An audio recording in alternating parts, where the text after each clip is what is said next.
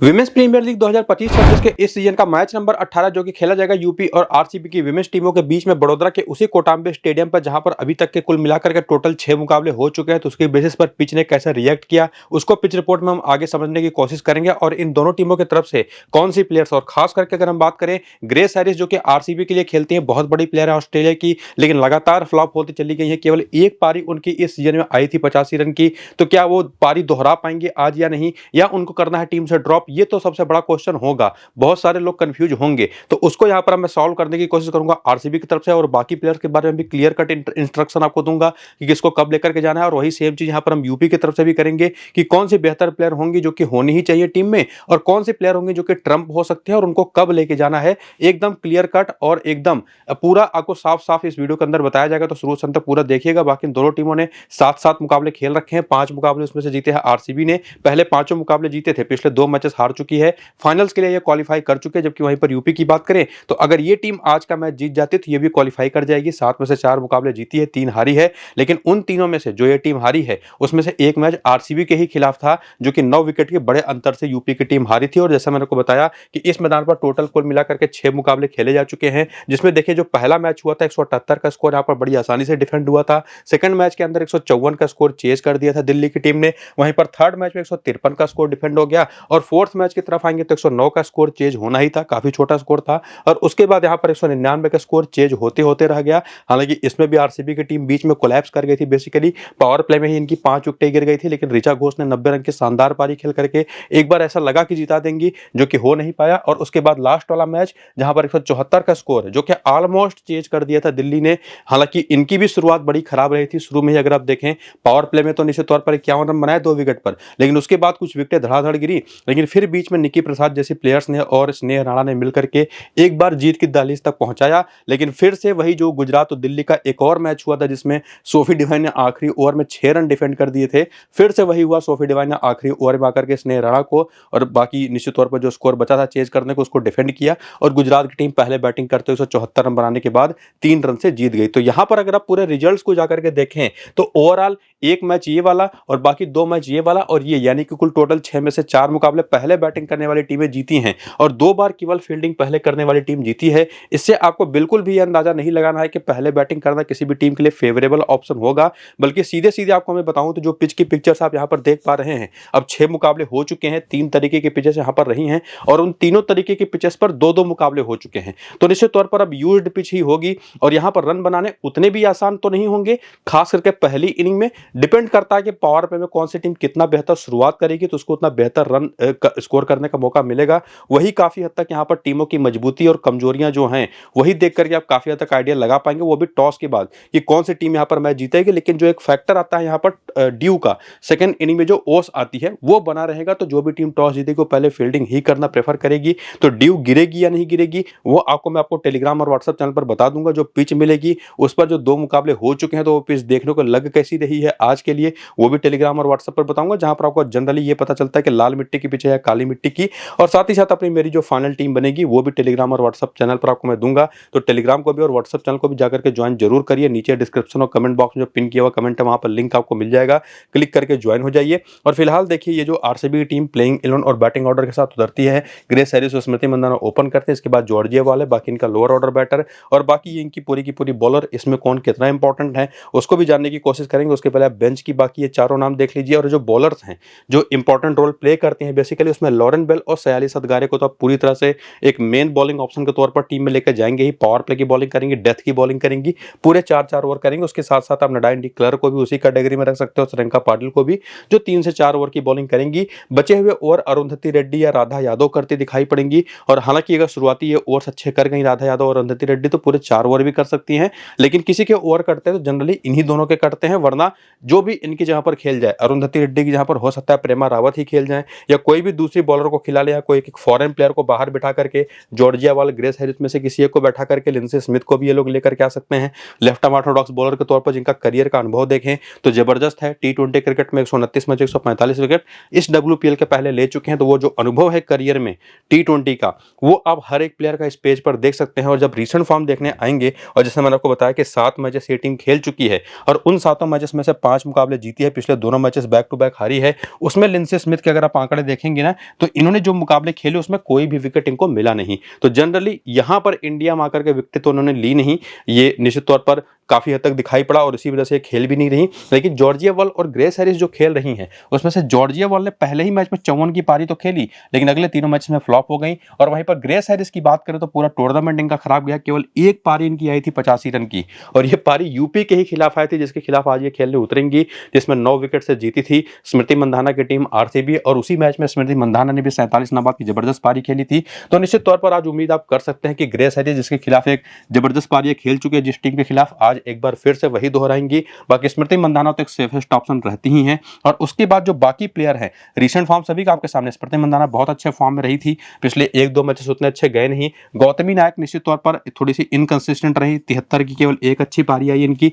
ऋचा घोष ने पिछले मैच में तो एक लगभग हारा हुआ मैच अपनी टीम को जिता दिया था कमाल के फॉर्म में। और विकेट कीपिंग सेक्शन में जाकर के अगर देखें तो बेस्ट ऑप्शन है विकेट कीपर बैटर के तौर पर, जिनको आप ड्रॉप नहीं कर सकते। हालांकि सामने की टीम की तरफ से जो ऑप्शन है उनको भी चेकआउट करना पड़ेगा, लेकिन फिलहाल आरसीबी की तरफ से मैं बात कर रहा हूं कि बेस्ट विकेट कीपिंग ऑप्शन है, तो इनको तो आपको लेके जाना ही है ग्रेस हैरिस और स्मृति मंधाना की जगह पर। बाकी आप चाहे तो ग्रेस हैरिस की जगह पर जॉर्जिया वॉल को भी ट्राई कर सकते हैं, या दोनों को भी लेके जा सकते हैं, इवन टॉप ऑर्डर की तीनों बैटर्स को भी लेके जा सकते हैं। और उसके बाद अगर आप बॉलिंग में देखेंगे तो नडाइन डी क्लर्क और साथ ही साथ श्रेयंका पाटिल, सयाली सदगारे और लॉरेन बेल, 4 ऐसे प्लेयर है जिनके बारे में अभी आपको मैंने पीछे बताया कि पावर प्ले और डेथ ओवर के मिलाकर के टोटल 16 ओवर ये चारों बॉलर करेंगी, 14 से 16 ओवर।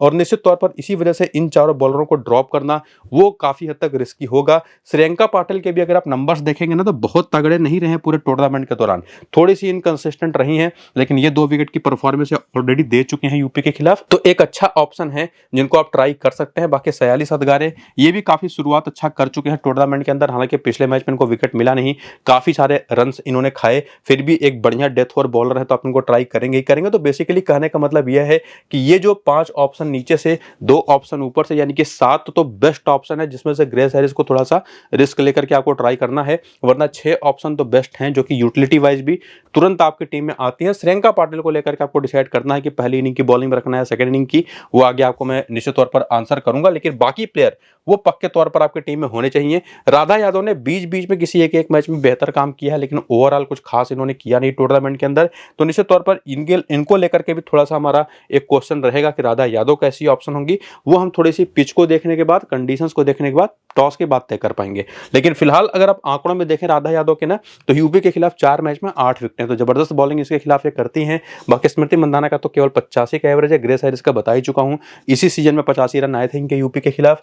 ऋचा घोष के 7 मैच में 49 का बैटिंग एवरेज है। नडाइन डी क्लर्क ने 1 मैच में 2 विकेट ले रखी हैं। सयाली सदगारे 1 मैच में विकेट लेस हैं। बाकी श्रेयंका पाटिल के 4 मैच में 3 विकेट हैं। अरुंधति रेड्डी के 7 मैच में 5 विकेट, और बाकी प्लेयर्स के नंबर्स भी आपके सामने हैं। और उसके बाद अगर के वेन्यू का डेटा देखें तो वडोदरा के इस मैदान पर 32 के एवरेज से रन बनाती हैं स्मृति मंधाना, और इसी सीजन के 5 मैचेस या ओवरऑल जो टोटल 5 मैचेस खेले इस मैदान पर ग्रेस हैरिस ने, वहां पर बैटिंग एवरेज 8 है। इवन जॉर्जिया वॉल भी यहां पर नहीं चली, गौतमी नायक भी कुछ खास नहीं कर पाई है, 1 मैच पर 73 रन बनाए थे, उसके अलावा फ्लॉप रही है। ऋचा घोष के 5 मैच 197 रन है, 66 का एवरेज है, चूंकि 3 ही बार आउट हुई हैं।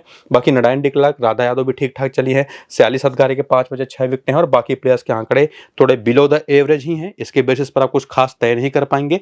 लेकिन जो 6 से 7 ऑप्शन आपको मैंने पीछे बताए थे, जिसमें जॉर्जिया वॉल को भी अगर आप ऐड करेंगे तो निश्चित तौर पर या तो ग्रेस हैरिस या तो जॉर्जिया वॉल किसी एक को लेकर के जाना होगा, या श्रेयंका पाटिल को ड्रॉप करके आप जॉर्जिया वॉल और ग्रेस हैरिस दोनों को लेकर जा सकते हैं। तो 6 से 7 ऑप्शन आपको आरसीबी की तरफ से बेस्ट ऑप्शन है, जिनको आपको ट्राई करना है अपनी टीमों में। कितना रिस्क आप ले सकते हैं आप पर डिपेंड करेगा, किसके साथ वो रिस्क आप लेना चाहेंगे।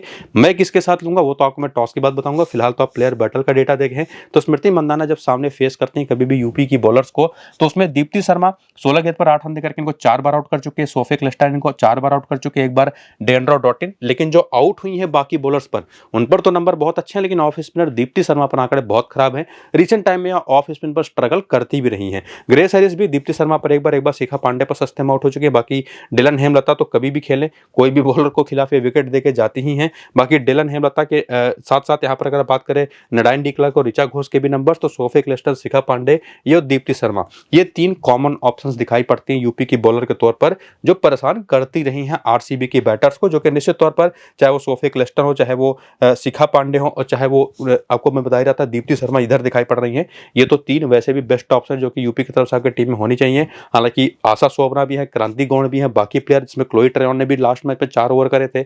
और बाकी ये जो बैटिंग लाइनअप है जिसमें मेग लैनिंग, किरण नवगिरे और फीब लिचफील्ड के साथ हरलीन देओल टॉप 4 में आती हैं। इसमें कौन कितना बेहतर ऑप्शन होगा, बाकी बेंच की जो प्लेयर हैं वो कौन सा क्या नाम है उनको आप देखिए। बॉलिंग जो पिछले मैच में हुई, जैसा मैंने आपको बताया कि शिखा पांडे, दीप्ति शर्मा, हालांकि दीप्ति शर्मा से पता नहीं क्यों ओवर्स काफी कम कराए जा रहे हैं, केवल 2 ही ओवर किया था लास्ट मैच में।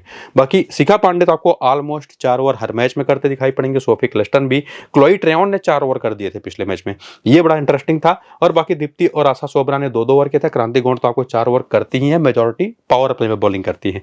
और उसके बाद आकर के यहाँ पर करियर के आंकड़े आप जरूर देखिएगा, रिसेंट फॉर्म के भी आंकड़े अगर आप देखें तो इस टीम की तरफ से अभी तक पूरा जो सीजन चला उसमें मैक लैनिंग ने 14, 70, 25, 54, 14, 30 रन की ये पारियां जो खेली हैं, निश्चित तौर पर दिखाया है कि फॉर्म में तो है, लेकिन निश्चित तौर पर यह भी दिखाया है कि बहुत ज्यादा कंसिस्टेंटली रन बनाती नहीं। लेकिन एक और बात भी पक्की है कि इस टीम की तरफ से बेस्ट ऑप्शन है जब बैटर जिनको आप मिस नहीं कर सकते। और सेकंड बेस्ट ऑप्शन होंगे फीब लिचफील्ड, क्योंकि किरण नवगिरे ने तो बिल्कुल ही फ्लॉप्स को जारी रखा है, फीब लिचफील्ड ने तो फिर भी रन बनाए हैं। और उसके बाद हरलीन देओल ने बीच बीच में कुछ कमाल की पारियां खेली हैं, 64 नाबाद और 47 बेसिकली। लेकिन वही इनके साथ भी समस्या होती है कि विकेट फेंक करके आना, तो वो एक इनके साथ रिस्क वाला फैक्टर होता है। तो ट्रम्प प्लेयर के तौर पर आप इनको जरूर ट्राई कर सकते हैं। लेकिन क्लोई ट्रेयन जिस तरह की यूटिलिटी इन्होंने दिखाई है, परफॉर्मेंस जो दिखाई है सीजन के अंदर, पिछले मैच 4 ओवर भी करे, 30 नाबाद की पारी भी खेली, 1 विकेट भी लिया, उसके पहले भी काफी ठीक ठाक परफॉर्मेंस दे चुकी हैं। तो इनको ड्रॉप करना ज्यादा रिस्की रहेगा, तो ये ज्यादा सेफर ऑप्शन होंगे जिनको आप पिक कर सकते हैं। दीप्ति शर्मा भले 2-2 ओवर कर रही हैं, लेकिन निश्चित तौर पर फिर भी अगर आप देखें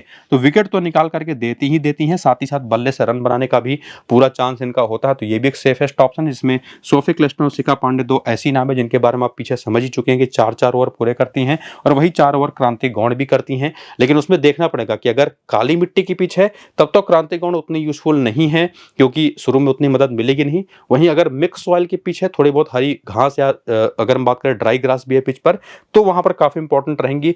परफॉर्मेंस भी ठीक ठाक इन्होंने दे रखी है ओवरऑल, तब वहां पर आप पिक करिएगा एक ट्रम्प प्लेयर के तौर पर। वरना शिखा पांडे चूंकि पावर पे डॉट और दोनों जगह बॉल करती हैं, तो ये इंपॉर्टेंट रहेंगे। तो इस टीम की तरफ से भी 6 ऑप्शन आपको कंप्लीट मिलती हैं, जिसमें 2 ट्रम्प है, हरलीन देओल और क्रांति गौड़, जिनको आप ट्राई कर सकते हैं किसी दूसरे प्लेयर को ड्रॉप करके। लेकिन ये बात तो पक्के तौर पर आप कह सकते हैं कि दोनों टीमों की तरफ से काफी अच्छे खासे ऑप्शंस आपके पास हैं।